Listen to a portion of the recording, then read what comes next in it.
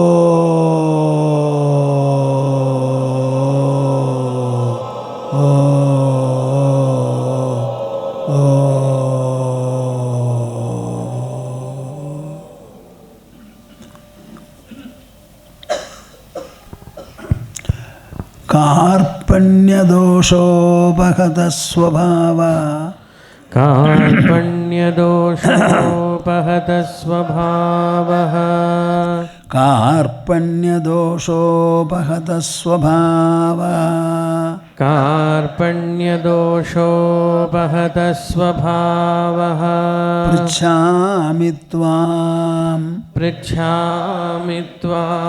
धर्मसम्मूढचेताः धर्मसम्मूढचेताः यच्छ्रेयस्यात् निश्चितं ब्रूहि तन्मे निश्चितं ब्रूहि तन्मे शिष्यस्तेऽहम् शाधि माम्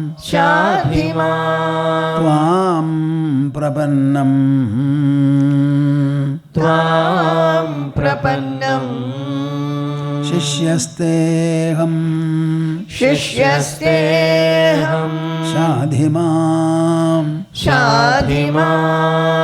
त्वां प्रपन्नम्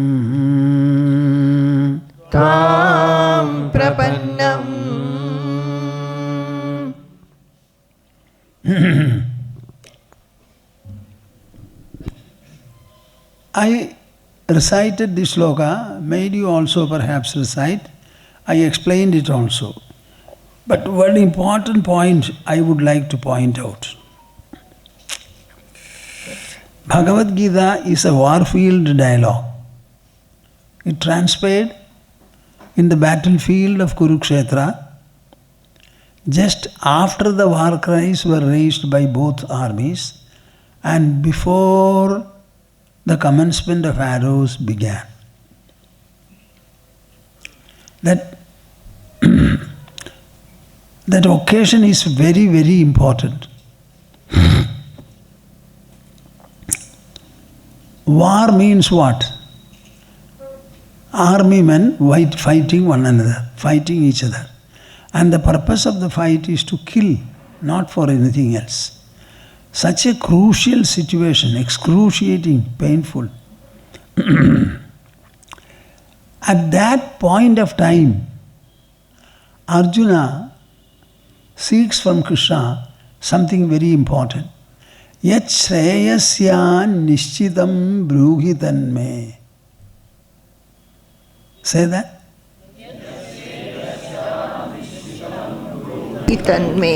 Krishna, let me know very clearly how I can attain Shreyas. What does this indicate? Any time, anywhere in the world, any time in your life, you can be a seeker of Shreyas. There are people who come to me, some of them seek Diksha, etc. They will say, Swamiji, I don't know whether I am fit to take up Diksha. Swamiji, I don't know whether I can pursue this wholesome bhakti. What are you saying? Right in the midst of the battlefield, Arjuna sought Shreyas. Shreyas is the supreme spiritual good, supreme spiritual reward and fruition. If that spiritual fruition can be sought remaining in the battlefield, out to kill 4.5 millions of warriors minus 10. At that point of time, he is seeking it. So you tell me, is there any life situation where one cannot seek Shreyas? All of you are totally deluded. Can I call God in distress? I am not of a good conduct. So can I ask Him to come and sit in my heart? Who should ask God to sit in his heart? People who are not good, who are wicked. For people who are good, they don't want God at all. They are already good. There is nothing beyond goodness. If you are truthful, I don't think Satyan nasti paro dharma. There is no dharma or righteousness which is superior to being truthful. Nothing is required. So this is a point that all of you should understand. Krishna drove the situation in such a manner that as Krishna himself desired, Arjuna specifically sought Shreyas from him. Actually, his objective was not that. His objective was what? To be able to fight the war and remove and redress grief from the mind and heart so that he can take up his bow and arrow and begin to fight. But that situation suddenly got transformed and he stood before Krishna as a seeker of supreme felicity, Shreyas. This was the mastery of Krishna's handling of the affairs. So whenever we discuss management, science, administrative science, you will find Bhagavad Gita offers the best of solutions for it. There is nothing which Bhagavad Gita cannot take up and answer. That we are finding.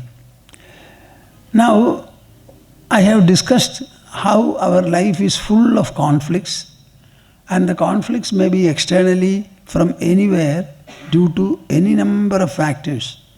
But the conflict itself is experienced in one's own mind. So there is a concentric nature of all conflicts.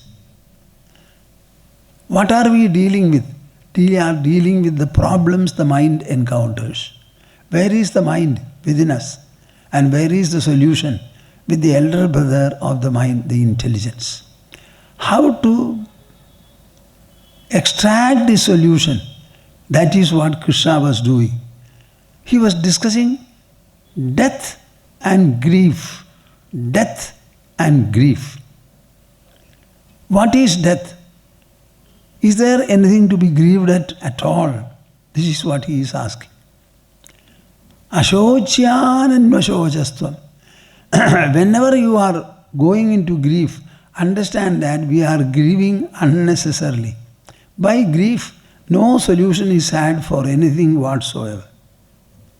If you want to have a solution, the problem should be understood, studied, and the solution should be right within the problem itself. So Bhagavad Gita teaches you always to interact in this world in a very sustained manner so that all interaction and impacts and problems can be straight away handled and evenized in the mind.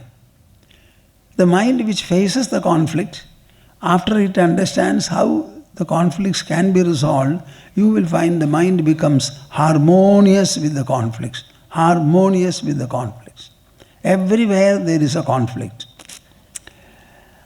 Now, I am thinking of taking the subject further. What is the source of joy?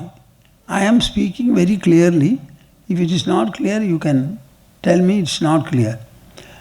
See, once the idea is presented, it is for every one of you to grasp it and work on it. That is where all of you miserably fail. Any knowledge when presented should become part of your life. It should be assimilated well. The moment a knowledge is assimilated, it begins to enrich, empower, and enlighten you. Constantly. It will never become separate. So, in order to assimilate it properly, you will have to spend some time. The intelligence and the mind will have to be engaged, when a new point of information is had. I ask you a question, the source of joy. We have already found that can objects give joy? Any object whatsoever? The entire world is made up of Panchabhutas. All the Panchabhutas are either matter or energy. Matter and energy are both inert. Any inert substance will not be able to generate an experience or knowledge is a point I have spoken several times. जो कोई यहाँ अचेतन है, चेतनात्मक नहीं है, उससे कोई अनुभव निकलेगा क्या? कोई ज्ञान निकलेगा?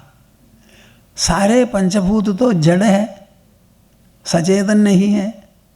जड़ वस्तुओं से कैसे अनुभव हो सकता है? ज्ञान भी नहीं हो सकता। तब आप जवाब दीजिए मुझे, क्या जवाब? Can any object give you Joy? एक पॉइंट। दूसरा पॉइंट क्या है? हमारा सारा शरीर जड़ है, इंद्रियों के साथ इंद्रिय सहित शरीर जड़ है। जड़ होने के नाते उससे कोई अनुभव निकल सकता है? तब जॉय कहाँ से मिलेगा? इस प्रश्न को उत्तर आपको देना पड़ेगा। अच्छी तरह समझ लीजिए, God has not, nature has not created human being to be dependent upon a second factor. He has created the human being full and complete. This world is jagged and broken to him whose mind is itself jagged and broken. The world is full and complete to him whose mind is itself complete and full. This is a fact. Are you following me? Huh? You tell me, can any object in this world give you an experience? And can senses and body also give an experience? Then where is the joy? And so far as Sukha and Dukkha are concerned, we have already found that जो कोई सुख है, जिसी प्रकार की सुख हो, दुख के बिना सुख संभव नहीं है। सुख के पहले और सुख के पीछे पश्चात दोनों तरफ दुख ही है। दुख बिना कोई सुख संभव है क्या? Any kind of a comfort or happiness which is coupled with dukkha, how can you call it joy? And what is the world? What is life? Shitoshna sukha dukkadaha. Our life is a sense-object contact. And any matra sparsha will always give you sukha dukkhas, sukha dukkhas, sukha dukkhas. So sukha associated and coupled with dukkha, it cannot become joy and contentment. So you tell me, in our life, from the external objects, from our own body and senses, is there any possibility of getting joy? जवाब दीजिए ना। आप इस सत्य को अच्छी तरह पकड़ कर ग्रहण करके साथ ही साथ सदा रखेंगी क्या?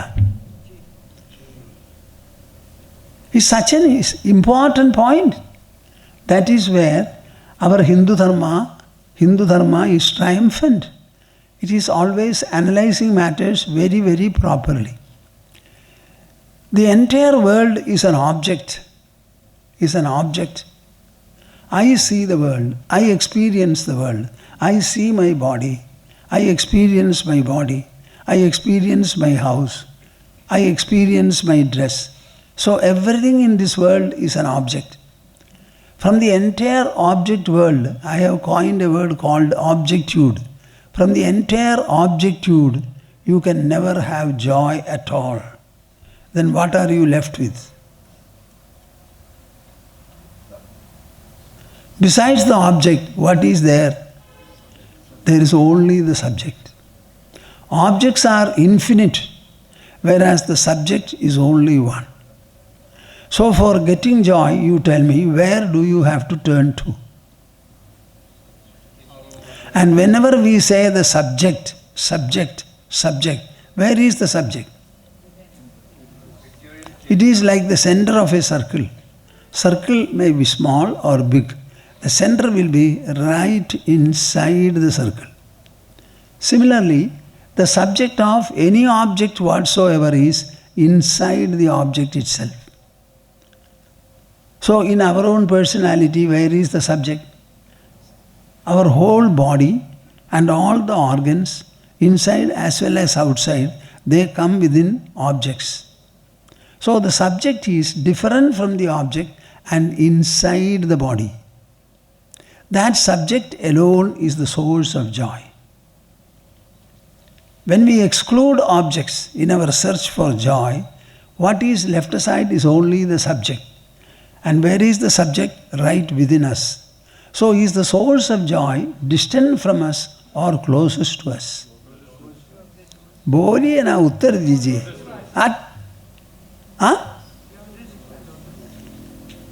It is closer than the body, closer than the mind, closer than the intelligence, closer than the ego. It is you yourself. It is the I in us. Everybody uses the word I. Right from, say, 1.5 years or 1 year or so, ever since they begin to speak, they are told I, you, he, she, it, they. All these things proceed only from the I and the I am. I am, I am, I am. So this I is right within the body, nearer to you, closer to you than the body, than the mind, than the intelligence, than the ego. And that I is the source of joy. Do we have any proof for it? Yes, we have a proof. This is where we are wisely led to understand what our human life itself is. I have several times mentioned that life is experiential. Every time in our life we are experiencing. There is no time when we are not experiential. Early in the morning or otherwise when you get up, you start experiencing. And the process of experience continues for 16 or maximum 17 hours. Actually it is 16 hours. At that point of time, we stop all our interactional life and then we go into sleep. So the interaction ceases. What is the state of sleep? The state of sleep is something where no object is ever felt. You are not conscious of your body, conscious of your mind. You are not conscious of the intelligence and the ego, not to speak of not being conscious of the world. So in the sleep, everything is gone. Your newborn child who may be sleeping by your side, that's also gone. Are you taking it properly? Huh? Everything is gone, but the I doesn't go. It is the I that sleeps. When you wake up, you say, I slept comfortably. Now you tell me, is the I the subject? Subject not merely of you, subject of the entire world which you see. If I am the subject of my body, which I see and feel, I am equally the subject of the world which I see and deal with. So that I does not become extinct in sleep. And in that sleep, what is your experience? In sleep, you don't want anything at all. No food, no drink, nothing. Nevertheless, you are comfortable and happy as you report after getting up.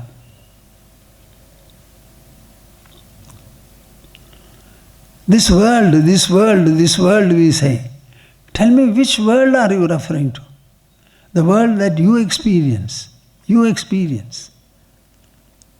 So your experience is the proof and the ground for the world. Now the question is asked, how many states do you have? We have 3 states. One is sleep, another is wakefulness, the third is dream. In all the 3 states, is the world uniformly present? Is it present when you are sleeping?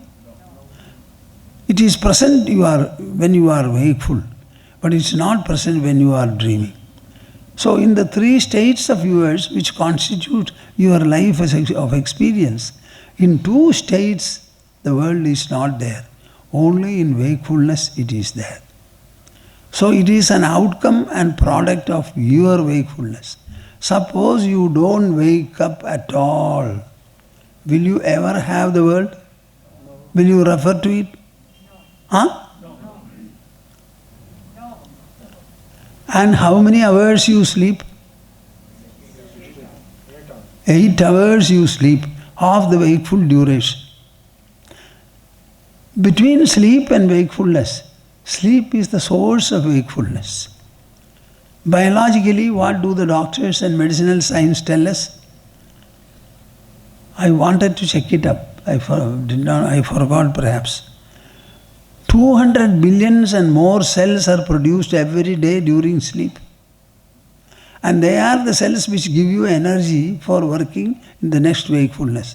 So without sleep, can you ever be wakeful? We wake up from sleep and we go to sleep from wakefulness being tired. So the fatigue and the tiredness, they are redressed by sleep. And energy is provided by sleep. So what is the source here? The entire source of wakefulness is sleep. The entire source of the wakeful world is also your sleep. There is something very important to understand. So we have 3 states. Out of the 3 states, only in wakefulness we see the world, we interact with it. The wakeful interactional sukha is not joy, as I said. Do you agree? Huh? Yes. The wakeful interactional sukha, it is only senses interact with the objects and the mind comes up with its response. One of the responses is sukha, another is dukkha. So it is a kind of a dukkha mixed sukha. It cannot be contentment at all. It cannot be contentment. You know, when you strain your eyes, what happens? What is meant by straining? Using the eye for a long time without rest. Nachiketas tell Yamadharmaraja, Sarvendriyanam jarayanti tejaha.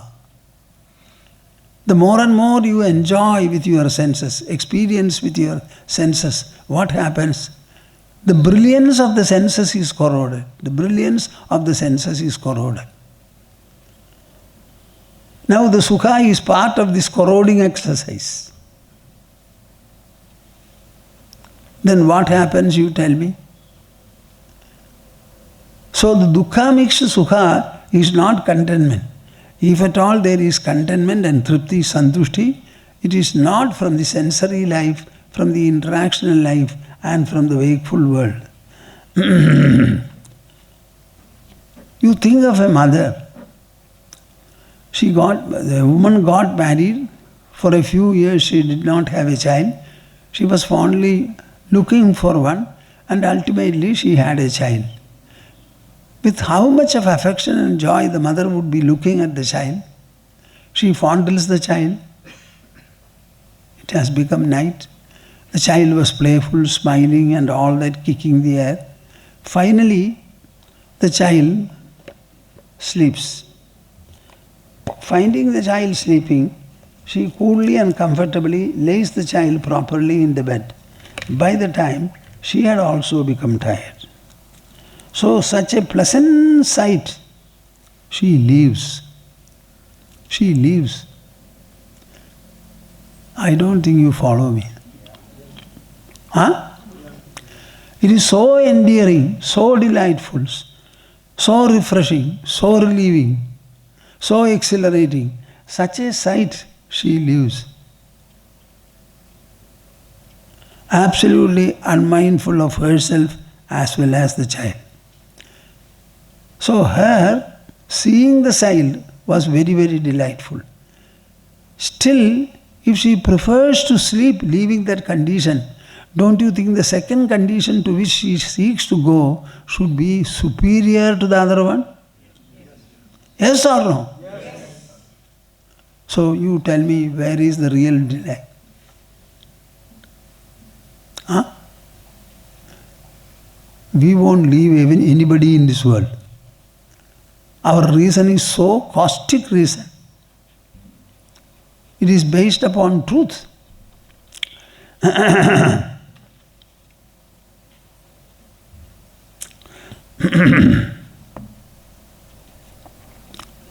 So the sleep is so refreshing. Biologically, it is producing all the energy for the next wakeful time. So the sleep is the most delightful, most delightful. Never look for delight. Delight can come only from the self, only from the I, the subject. And it is clear from sleep. Nobody can be wakeful for long except sleeping. From sleep he wakes up, and from wakefulness he goes to sleep. And every day, as I said already perhaps, the mind completely wipes off 16 hours of interactional impacts and puts you to sleep. So what is the strength of the inner presence? You can imagine. But in the sleep, the sukha is remaining hidden. Has any one of you thought of it in this manner? Nobody thinks. We go on sleeping. But nobody knows what is sleep. Does it have a message? What is happening to us? How does it compare with the wakefulness? What happens to the wakefulness in sleep? Nobody inquires into this. But if you start inquiring, it has got a lot of meaning and message.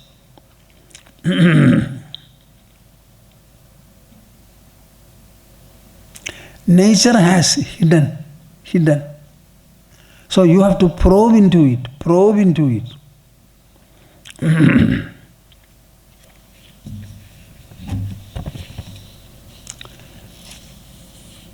In as much as we have 3 states, and I take up only 2 now, sleep and wakefulness. And we have understood that it is in the sleep that everything vanishes. Body, mind, intelligence, ego and the world. But the I does not. That is the only state where the I expresses itself. So you take your lesson, and then what should you do? You should get at the I. Get at the I. Strive discreetly. For what?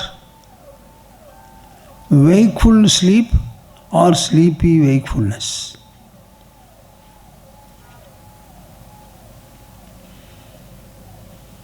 What did I say?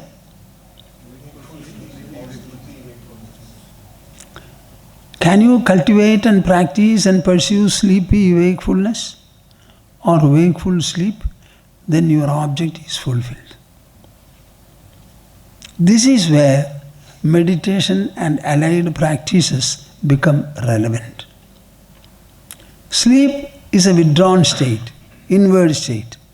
So if you want to get at the inward state, should you play football? Huh? No. Should you start talking to people? No. So you must have a sense of withdrawal.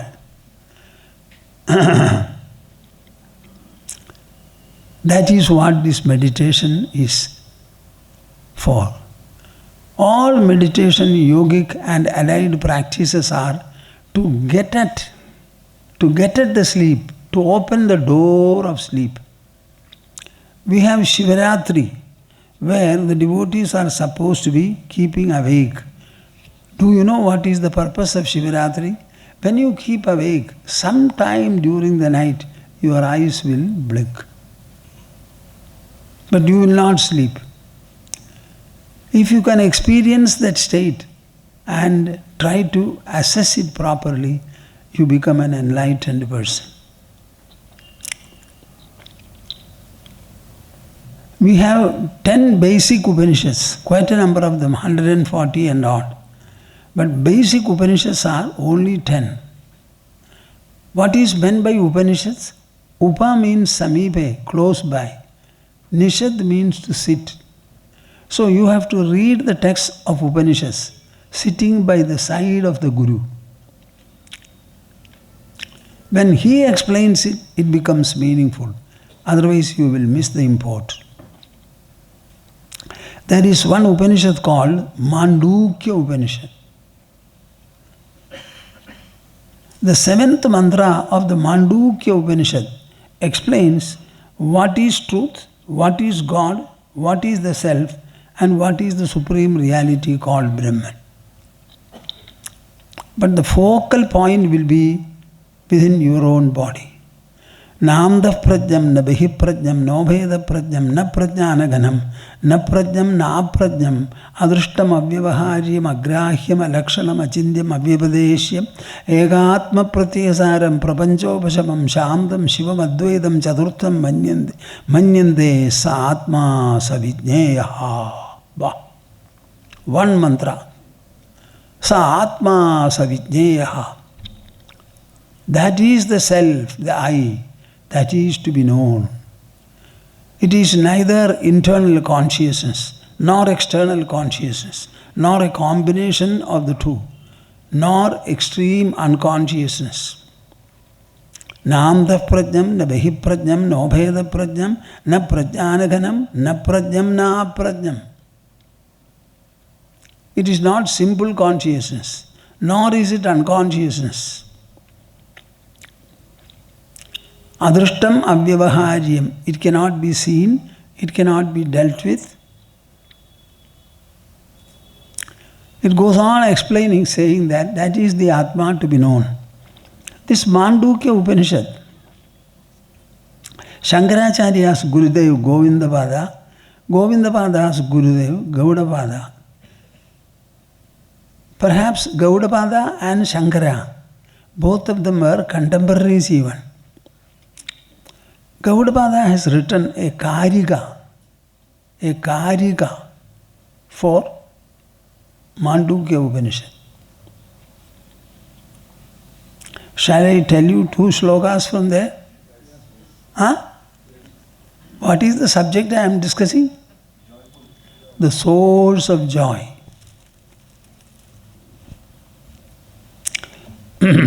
Yada naliyate chittam nacha vikshipyate punaha aninganam anabhasam nishpannam brahma tattada. I told you, you should cultivate, you should develop culture, practice and perfect wakeful sleep. In meditation you are supposed to do it. Sit.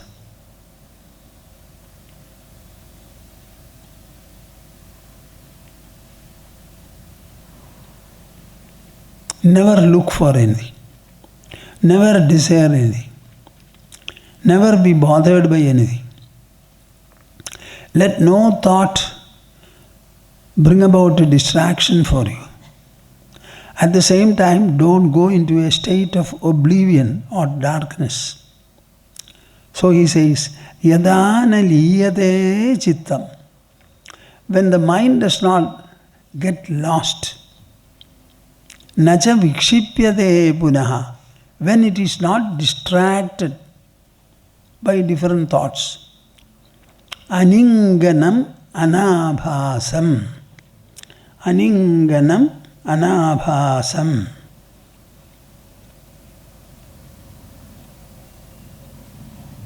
It should become like this. See? Aninganam. It should not move at all. Anabhasam. You should not have any illusory sight as in dream.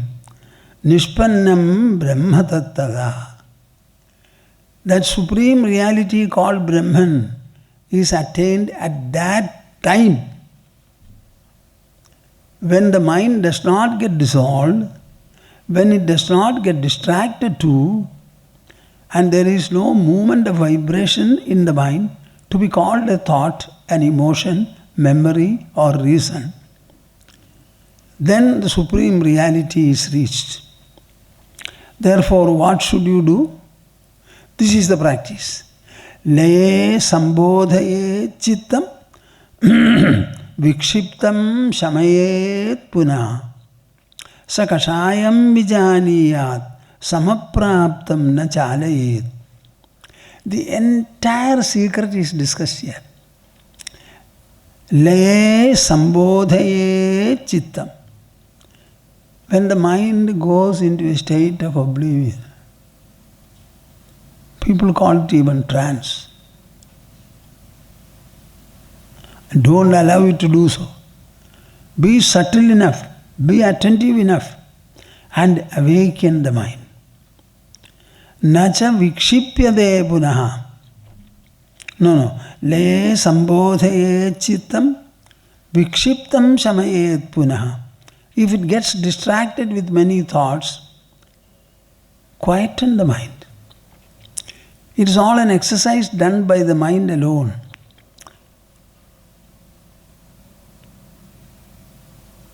मन के ऊपर मन का ही प्रभाव है यह। हमारे पास शरीर के भीतर मन और बुद्धि दोनों मात्र है, दूसरा कोई कुछ नहीं है। यदि मन चंचल होता है, मन की चंचलता को मानसिक शक्ति के द्वारा ही हम चिकित्सा करेंगे। स कषायम विजानीयात् समप्राप्तम न चालयेत्। Suppose it at one point of time it becomes equal. It is not distracted or deflected. It is not also sunk. Never disturb it. This is the sadhana. Why am I discussing it? This is how you approach the source of joy.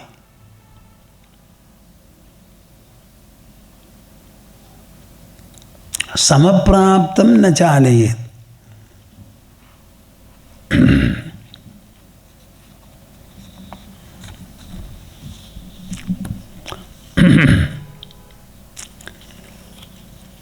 Vasishtha explains the whole science.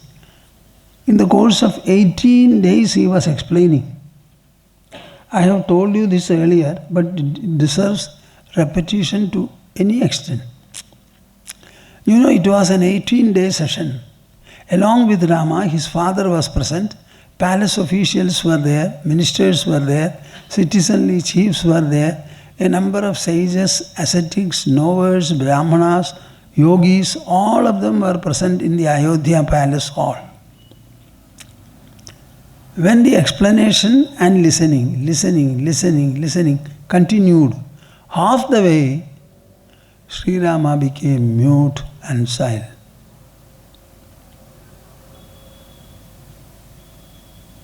He became still only because he was listening to Vasishtha.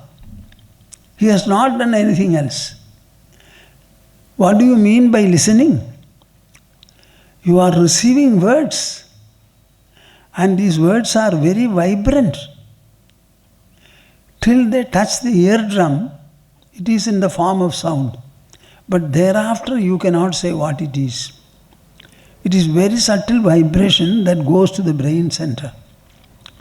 So as Vasishtha was speaking, Rama was hearing, what a great transformation was taking place in the intelligence and the mind level of Sri Rama. Ultimately, with no effort whatsoever from anybody, Rama became quiet. Vasishtha had to stop his narration. After some time, Rama woke up and he became attentive. He continued the discussion. Along with Rama, some others also got into this inward absorption, silence. It is our birthright, Baba. If every day we are sleeping for 8 hours, what is this sleep? Is it not my property, my state? And can I not consciously enter into it? Understand it? If I can understand my wakefulness, I can equally understand my sleep state also. Why should I not? Nobody tries, because we are fools. The truth is hidden in your own heart, in your own brain. So Vasishtha explains it in this manner. Will you catch the message? Sushuptavat prasamita bhava vrittina Tathastitam jagraditena chetasa kalanvito vidurivaya sada muda nishevyate mukta iti hasaspradaha.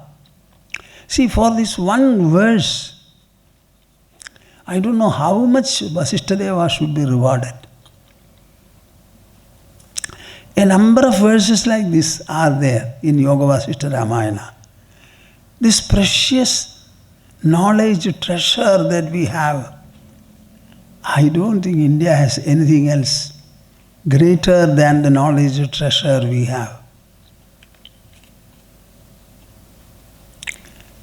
If our culture is preserved, our country will remain strong and united. If the culture is torpedoed, you will find India will be bits and pieces. I don't know how soon. How many languages do we have? In spite of the difference in our languages, how is it that we were having a cohesion? This cohesion was brought up only by our culture. And this culture is depicted here. Here there is no difference between a Bihari and a UPite, a Bengali and a Punjabi, a South Indian and a North Indian. We are discussing the human personality, the three states of awareness he has, and we are inquiring into the sleep, using the same intelligence which the scientists also use for their external observations and findings. The canons for objective sciences and spiritual sciences are the same. What are they? Observation and inference. They also observe. They use microscope, telescope and many other gadgets.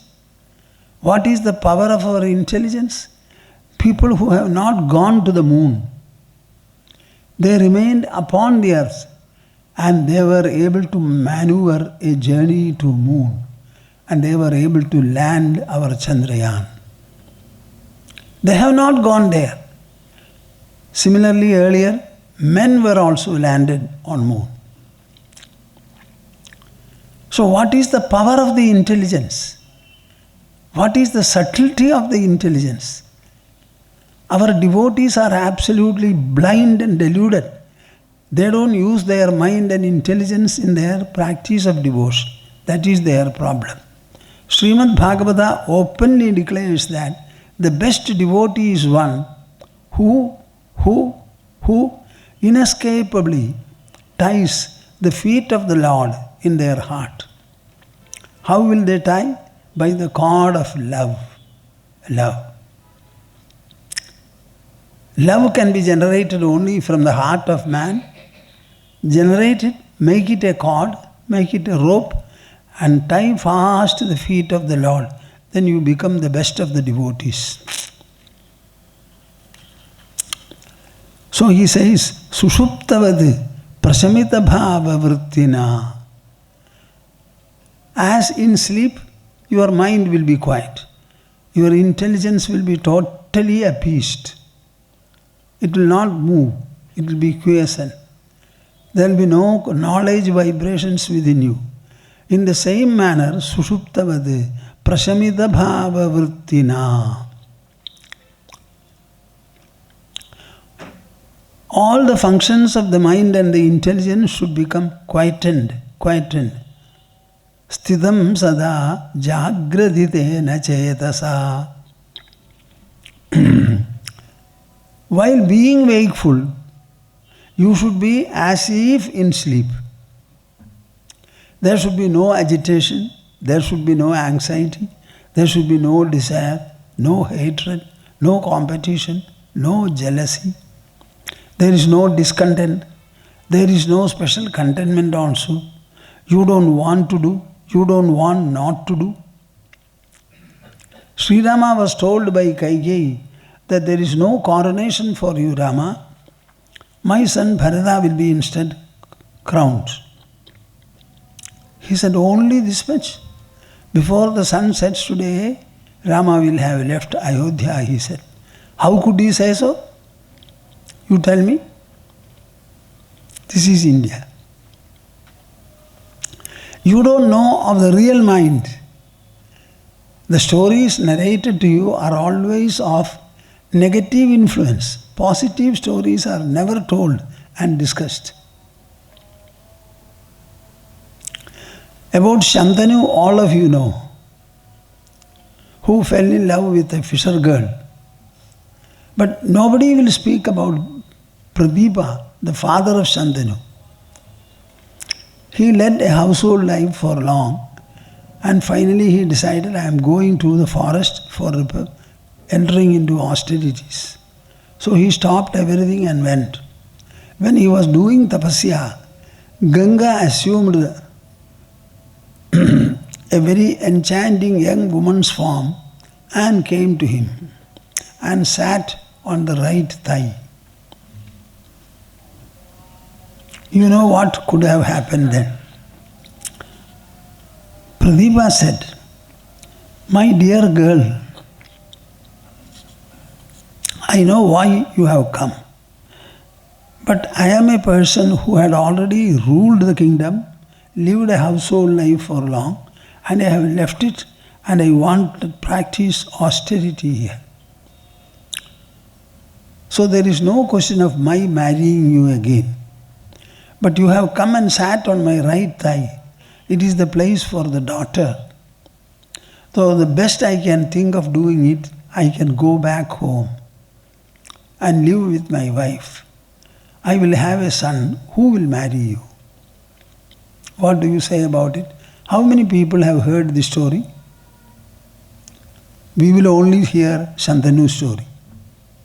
The good part nobody will know. Are we to be robbed by anybody and everybody in this world? Are we so cheap? We don't have any greatness. We don't have any grandeur. We don't have any courage.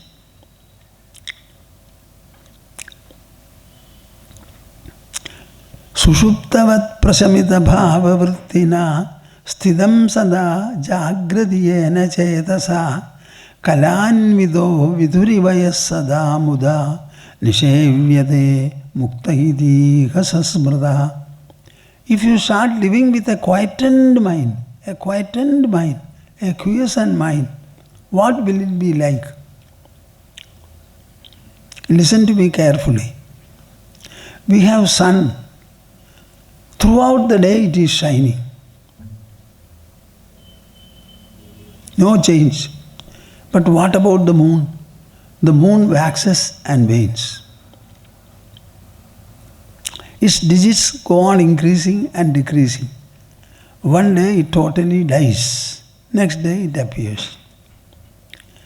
Now the digits may come and go. The size may be less or more. But is not the moon at every point of time equally brilliant? Huh? Yes or no? In the same manner you must be able to live. Nishevyade mukta ihas idi ihasas bradaha kalanvido viduriva. Just like the moon consisting of digits increasing and decreasing, you have to live in this world. While you are interacting, many interactions will take place and they will have a variety of impacts in you. Allow each of them to come, subside, and you go in your own way. It is not that you run away from everything. Sit like that. No. You can be interactional, you can be very free. Everything is the knowledge, and knowledge. Now I have told you about the source of joy, how it has to be accessed, what is the practice for the purpose, and what you will get and you will be when you are able to access it and make it functional. Let us see how Krishna and Arjuna approach the subject in Bhagavad Gita. Krishna has spoken quite a good deal about the Atma, etc., etc.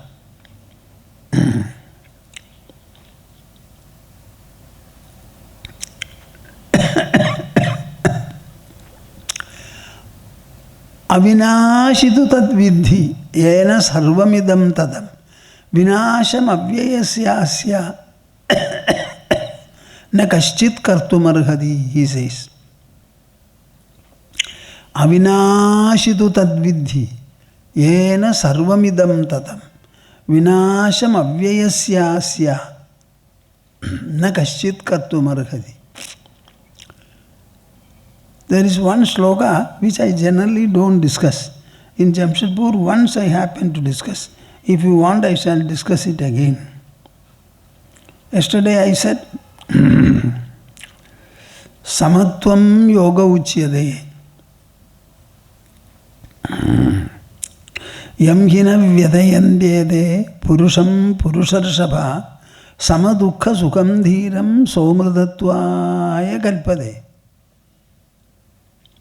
In the next verse, Krishna says, Nasato vidyade bhavo, na bhavo vidyade sadaha, ubhayoravi drishtondaha, tu anayos tattvadarshibhi. This sloka generally I don't explain. Because it is a very, very subtle truth. Whether people will grasp and will be happy, I don't know. Do you want me to discuss? Yes. Huh? See, Krishna says, Tattvadarshis, people who are experts in probing into knowledge and unearthing all the details about it. Tattvadarshis. Tattvadarshis. They have decided very clearly the differentiation between Sat and Asat. Sat means the real, Asat means the unreal. These are two concepts only for the intelligence to understand. I cannot show you with a picture or a demonstration what is Sat. I cannot show you. But I can explain to you. If you join me in the Jnana Yatra, in the knowledge voyage, then you can come along with me and then say, yes, I understand. Nasato vidyade bhavo. The asat will never come into expression. The unreal never will come into expression. Na bhavo vidyade sadaha. And the sat will never go out of expression. जिसको हम सत कहते हैं उसका अभाव कभी नहीं हो सकता. जो असत है उसकी अभिव्यक्ति भी कभी नहीं होगी. ये दोनों का डिफरेंस. इन दोनों को भली भांति समझ लेने से इसका अर्थ क्या है? सत, the real, will not go out of expression and the unreal will never come into expression. What does it mean? Whatever is expressed, it is real, is it not? हाँ? जो कोई रह रहा है वो सत ही होना चाहिए. और सत का लक्षण क्या है? चेंजलेस. उसका परिवर्तन कभी नहीं हो पाता. ना दुनिया क्या है आप ही बोलिए. हम महसूस करते हैं फिर भी सभी चंचल है. वहाँ परिवर्तनशील है. परिवर्तनशील सत का लक्षण नहीं है. तब दुनिया को देखकर हम बोल सकते हैं ये सत है. वो सत तो नहीं. यदि असत हो क्यों विराजमान है, क्यों दिखती है? This is the puzzle before us. Can you imagine? So these sukha-dukkhas are by their very nature alternating. You are experiencing them. These alternating sukha-dukkhas, can they ever be real? No. If they are unreal, then they are not to be at all. Nevertheless, we experience them. So what is the truth? Whenever you experience sukha or dukkha, who experiences it? I experience sukha, I experience dukkha. When I experience dukkha, do I become dukkha? Huh? When I experience sukha, do I become that? I only experience it. So I can be dukhi and sukhi. Nothing happens to me. So the I is the truth there. And the sukha dukkhas, by virtue of their alternating character, are untrue. The same I you are looking for is in sukha and dukkha alike. So hold on to the I, hold on to the I, and simply disregard the alternate sukha and dukkha. Then you will have contentment. Any extent of sukha dukkhas can be welcome, can be entertained. You will never be unnerved at all. Then he says, what is that Sat? If including sukha dukkhas, all are chanchal hai, chalanatmak hai, तब निश्चल क्या सत्य है? If you ask me, अविनाशितु तद्विद्धि येन सर्वमिदं ततं विनाशम अव्ययस्यास्य न कश्चित् कर्तुमर्हति. There is one thing pervading and permeating in all these, that is indestructible. Even God cannot destroy it.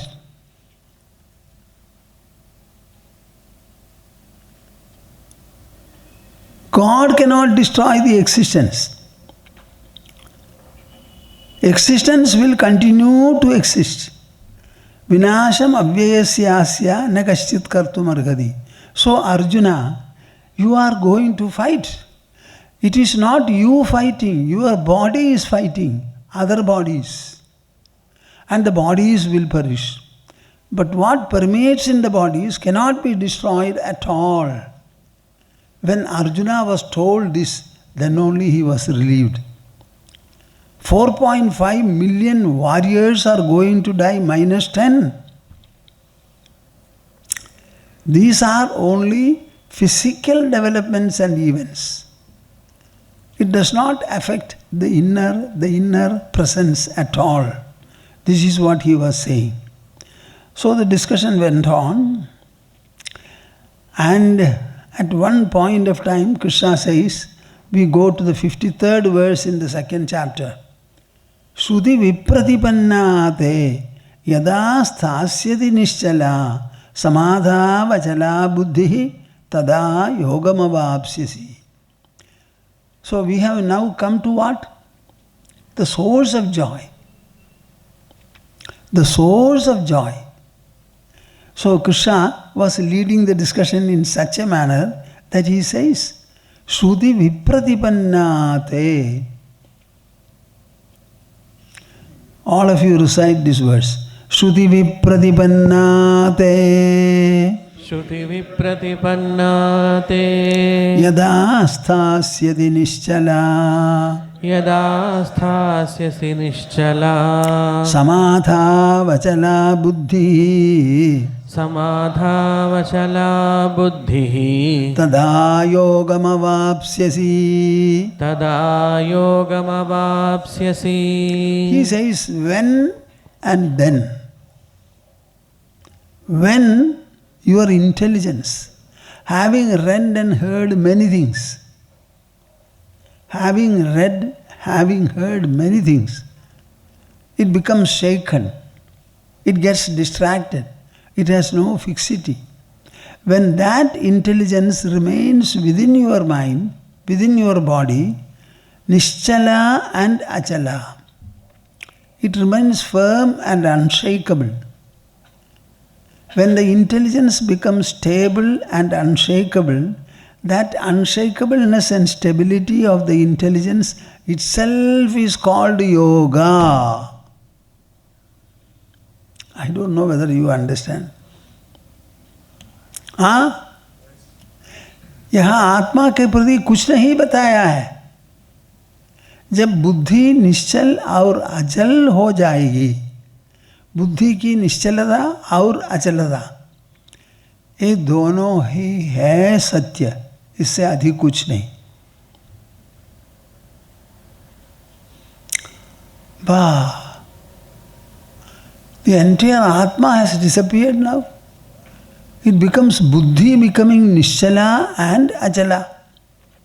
Suddenly Krishna asked the question, Arjuna asked the question, Sthita prajnasya ka bhasha, samadhistasya ka yashava, stitadhi kim prabhasheda, kim asida vrajeda kim. You know, the Sthita prajna and Stitadhi are two words which Arjuna uses. It is not Krishna's words.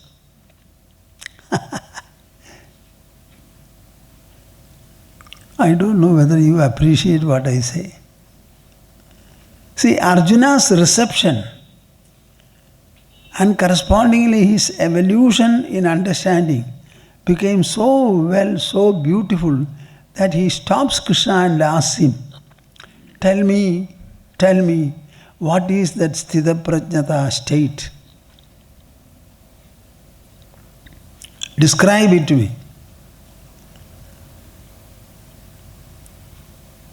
When in the Samadhi, in the Andhakarana, the Buddhi remains firm and unshakable, what is that unshakable, stable state of intelligence within the body? Explain it to me. When will one have it? And how do you describe him? Because he will be totally silent and still, so he cannot speak, he will not speak. So somebody else will have to give a description. So I want Krishna, you to describe to me who is that wonderful Sthita Prajna, and if at all he gets up from there and conducts activities as before, how will he become a Sthitadhi? These are two words of Bhagavad Gita. Wonderful, wonderful. Stitadhi kim prabhasheda, kim asida vrajeda kim. See how the discussion progressed, and suddenly Arjuna stops Krishna and asks him to explain two words, Sthita Prajna and Stitadhi. Both of them are referring to this self and self-attainment.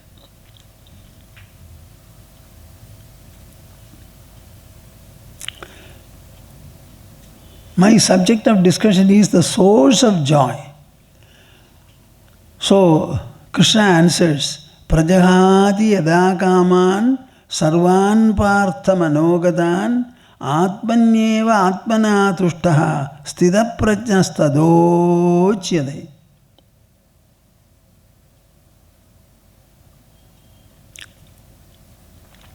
You will be able to access the source of joy provided you do this.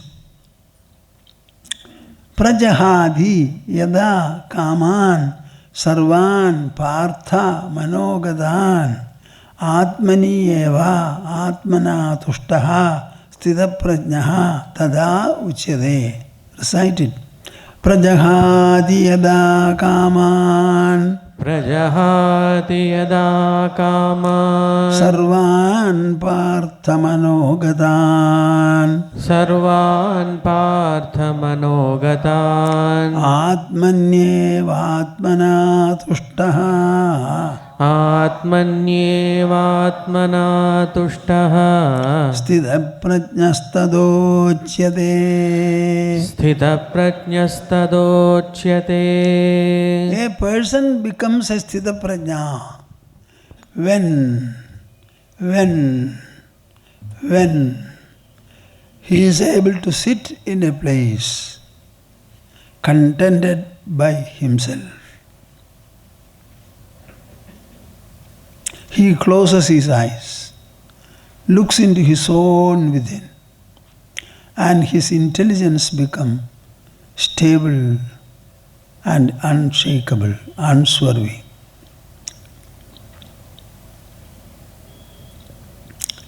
When this kind of a self-absorption is had,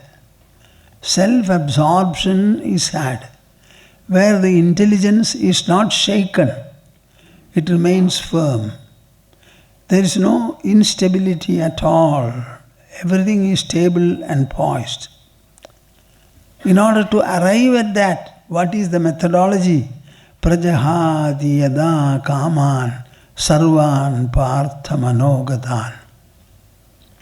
Even spiritual desires, worldly and secular desires, as well as spiritual desires, all of them you should willfully abandon.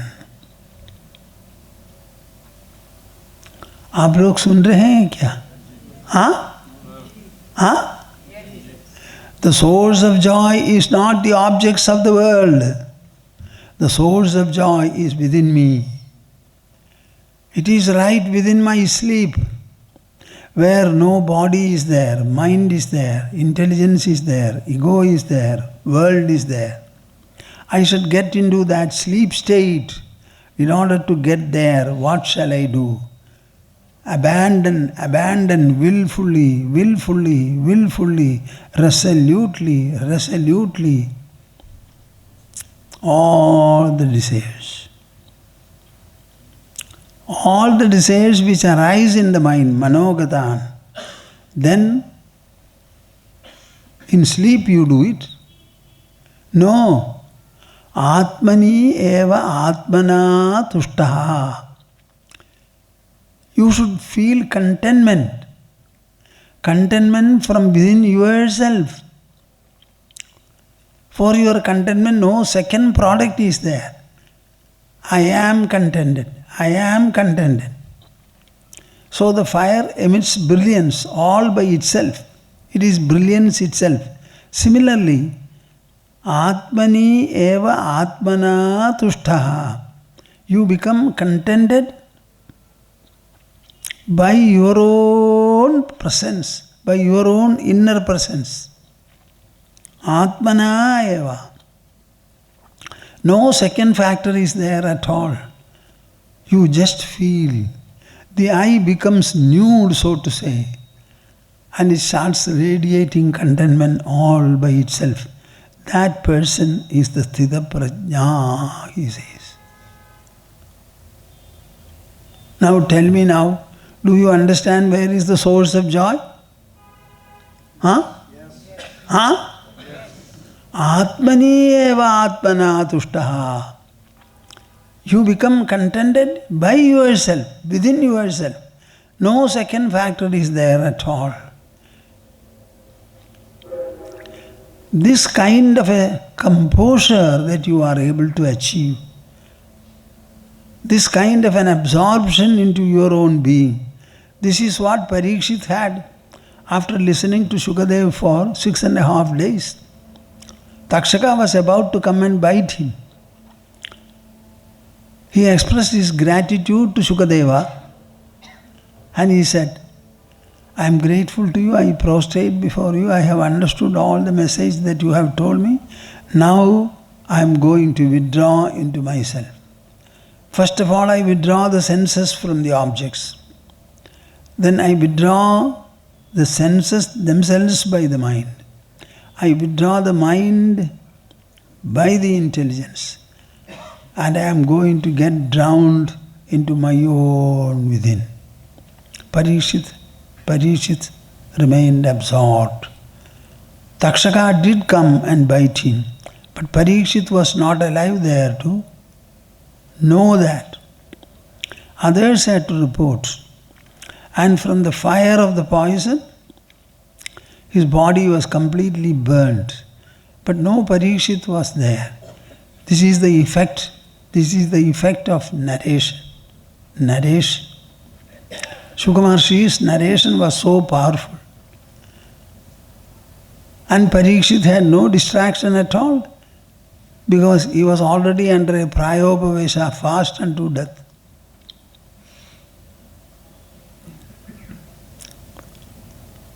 He did not get up even for urination because he was not taking water. No hunger, no thirst, nothing. Prajahati yada kaman sarvan partha manogadan atmanyeva atmana tushtaha sthita prajnastadochyade. Every letter and bit of it in whatever I have said is literally true. Absolutely true.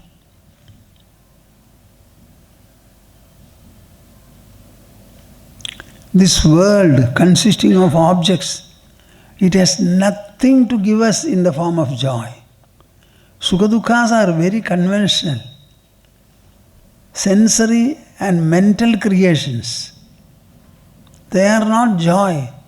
They are not contentment. Contentment has to come from the mind.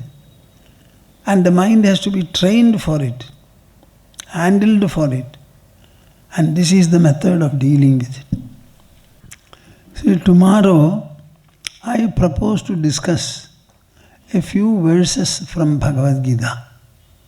Each verse is a complete sadhana and means by itself. Each verse in 32 letters in 4 lines.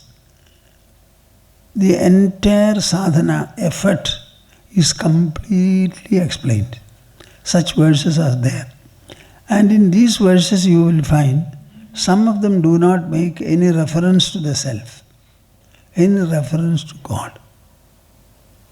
Without God and without the self, Krishna has explained the complete sadhana and fulfillment of human life, spiritual fulfillment. Have you ever cared to know this? So I will try to glance through and pick up a few and explain it to you. Very beautiful. No reference to God, no reference to the self.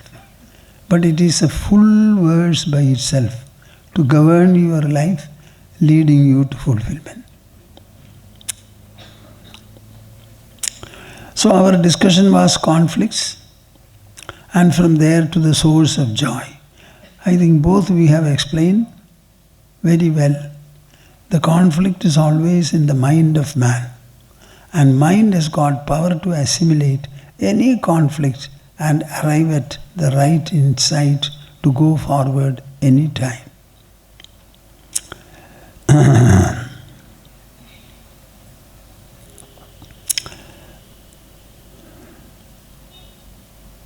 Samvedyavarjitamanuttamamekamadyam samvidpadam vikalanam kalayan mahatman hridyevadishta kalanarahita kriyam tu kurvan agartrapadamedya samodidashri kurvan agartrapadamedya samodidashri. We shall have the conclusion of Omkara and then get up.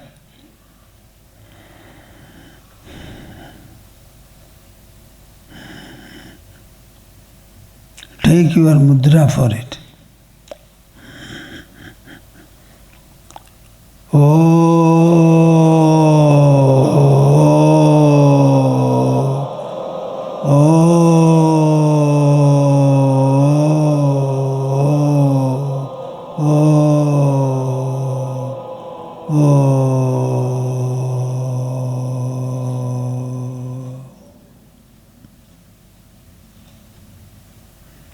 Hari Om Tas. Jai Guru, Jai Guru, Jai Guru.